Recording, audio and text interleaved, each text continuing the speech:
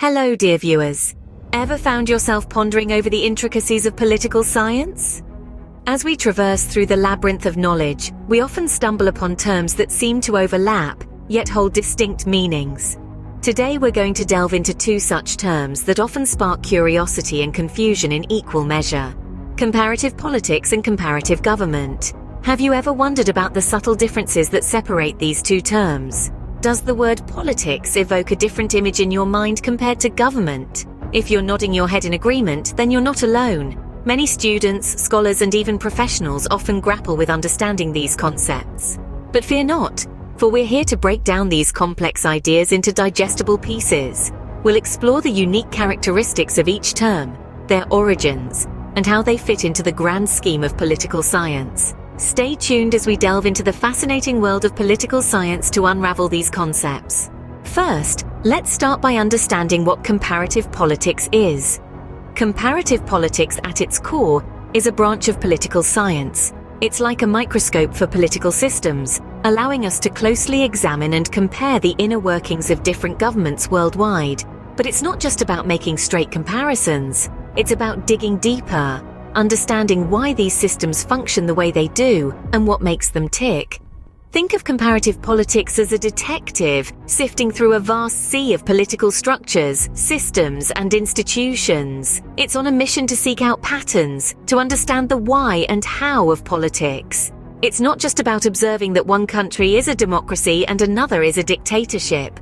It's about understanding why those systems have emerged, how they function, and what impacts they have on their societies. Comparative politics also ventures beyond national borders. It delves into regional and local political systems, scrutinizing the interplay between the national and the local. It asks questions like, how do national politics impact local governments? Or how do local political dynamics feed into the national picture? This field of study also looks at how political systems evolve over time. It investigates the causes and effects of political change, scrutinizing how shifts in political power or social dynamics can affect a government's structure and functionality.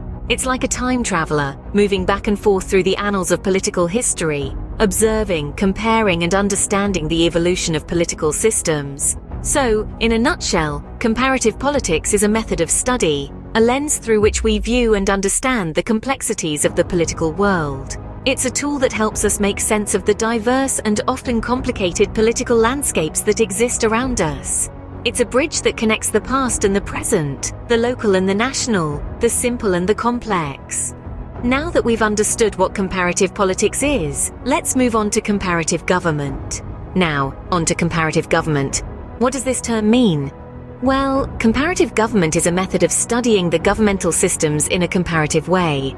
It's like being a political tourist, traveling from one system to another, taking notes, making observations, and trying to understand these different political landscapes.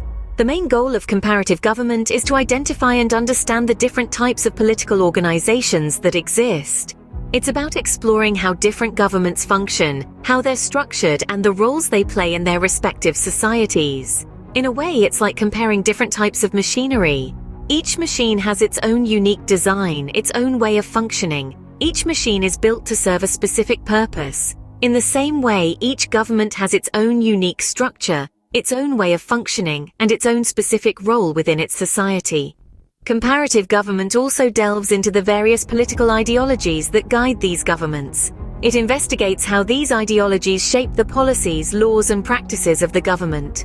From democracies to monarchies, from socialist states to capitalist ones, comparative government studies them all. But it doesn't stop there. Comparative government also looks at how these different governmental systems impact their citizens. It explores how the structure and functioning of a government can affect the lives of its people, their rights, their freedoms, their opportunities. It's about understanding the tangible, real-world implications of these political systems. And just like comparative politics, comparative government is also about seeking patterns and trends. It's about identifying similarities and differences between these systems, about understanding what works and what doesn't in different contexts.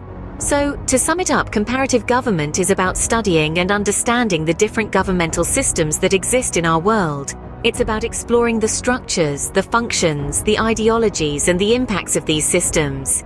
It's about gaining a deeper understanding of the political world around us. So, we've defined both comparative politics and comparative government, but how do they differ from each other? It's time to unravel the differences between comparative politics and comparative government. Firstly, let's consider the scope. Comparative politics is a wider field, encompassing a comprehensive analysis and comparison of political systems. It goes beyond analyzing the structure of governments, diving into the nuances of political behavior, political processes, and political ideologies. It's like taking a panoramic view of the political landscape, looking at the big picture, and how different elements interact with each other. On the other hand, comparative government is a subset of comparative politics. It's more focused and zooms in on the structure of different types of governments. It's like looking through a microscope, focusing on the intricate details and patterns that make up the structure of a government. It dissects the components of governments, such as the executive, legislative, and judicial branches, and compares how they function in different countries. Secondly, let's talk about the methodology. Comparative politics utilizes a wide array of methods, from statistical analysis to case studies, to understand and compare political systems. It's like being a detective, gathering clues from different sources and piecing them together to form a comprehensive picture. Comparative government, however, leans more towards a legalistic approach. It studies the constitution, laws, and legal frameworks that govern a state. It's like being a lawyer, scrutinizing the legal documents to understand how a government is structured and operates. Thirdly, the focus of study also sets them apart. Comparative politics is interested in understanding why political systems work the way they do. It seeks to uncover the underlying factors such as culture, economy, and history that shape a political system. It's like being a psychologist, digging deep into the psyche of a political system to understand its behavior. Comparative government, in contrast, is more concerned with the what. It looks at the different forms of government, like monarchy, democracy, and dictatorship, and studies their characteristics. It's like being a biologist, classifying different species based on their distinct features. Lastly, the relevance of these fields differs. Comparative politics provides valuable insights to policymakers, helping them understand how political systems work and how they can be improved. It's like a compass, guiding policymakers through the complex world of politics.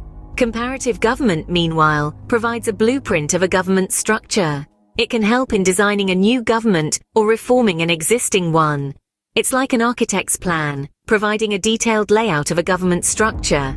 In conclusion, while both comparative politics and comparative government are integral parts of political science, they differ in their scope, methodology, focus of study, and relevance. They are like two sides of the same coin, each offering a unique perspective on the world of politics. Now, let's summarize what we've learned so far. We've covered a lot of ground today, haven't we? Let's take a moment to recap what we've learned. First, we delved into the world of comparative politics.